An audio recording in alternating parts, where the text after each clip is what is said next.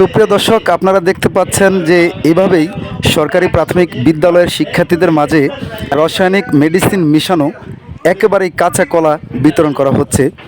সরকার ঘোষিত mid day meal কর্মসূচির অংশ হিসেবে যেই টিফিনের নাস্তা দেওয়ার কথা শিক্ষার্থীদের মাঝে, সেই টিফিনেই কিন্তু ঠিকাদারি প্রতিষ্ঠান এভাবেই প্রতিদিন একেবারেই কাঁচা কলা, যা খাওয়ার অযোগ্য সেই সব কলা কিন্তু তারা শিক্ষার্থীদের মাঝে বিতরণ করতে দেখা যায়।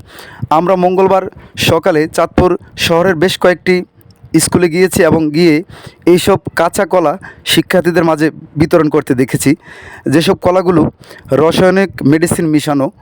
আর এইসব খাবার খেয়েই কিন্তু অনেক সময় অনেক শিক্ষার্থীরা কিন্তু অসুস্থ হয়ে পড়ে। আমরা ইতিমধ্যে বিভিন্ন পত্রপত্রিকায় দেখেছি যে মিড ডে মিলের খাবারে অনিয়ম, এবং সেই খাবার খেয়ে অনেক শিক্ষার্থীরা কিন্তু অসুস্থ হয়ে পড়েছেন। তারপরেও কিন্তু এমন খবর প্রকাশের পরেও কিন্তু ঠিকাদারি প্রতিষ্ঠান তারা ব্যাপক অনিয়ম চালিয়ে যাচ্ছেন।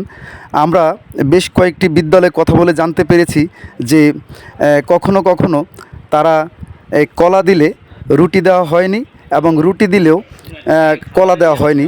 এমনকি সকালবেলা যদি কলা দেওয়া হয়, রুটি কিংবা বিস্কুট সেটি স্কুলে পৌঁছাতে বেলা 1টা-1:30 বেজে যায়।